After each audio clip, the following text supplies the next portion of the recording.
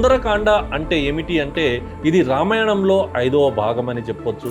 ఇందులో హనుమంతుడు లంకలోకి వెళ్ళి సీతమ్మని కనుగొని రాముడికి సందేశం తీసుకురావడమే ఇది ప్రధాన ఇతివృత్తం అని కూడా మనం చెప్పొచ్చు. పరమ పవిత్ర గ్రంథమైన ఈ భాగాన్ని దేవతలు కూడా చదివారంటే ఆలోచించాలి. ఎందుకంటే ఇది భయం తుడిచేసే ధైర్యాన్ని, ఆలస్యం తొలగించే కార్యశీలతను, సమస్యల్లో పరిష్కార దారులను నేర్పుతుంది. మొదటి పాఠం మనము మాట్లాడుకున్నట్లయితే నిజమైన శక్తికి గుర్తింపు అని మనం చెప్పవచ్చు. హనుమంతుడికి సముద్రం దాటి లంకకు వెళ్ళాలి, కానీ మొదట తన దగ్గర శక్తి ఉందనే విషయం ఆయనకు తెలియదు. మరి ఇక్కడ జాంబవంతుడు గుర్తు చేస్తాడు.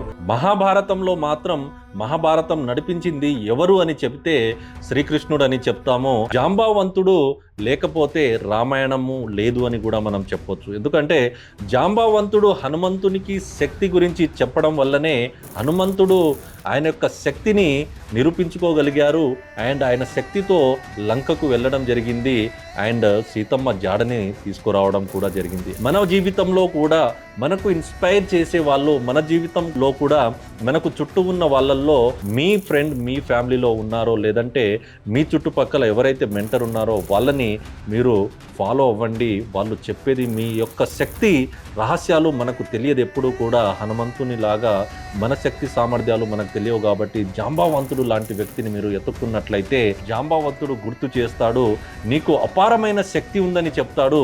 అప్పుడు హనుమంతుడు గర్జించి ఎగరడము కొనసాగిస్తాడు. కోసం ఒక లాంగ్ వీడియో చేయడం జరిగింది. Follow learn to earn Telugu business channel. Thank you so much.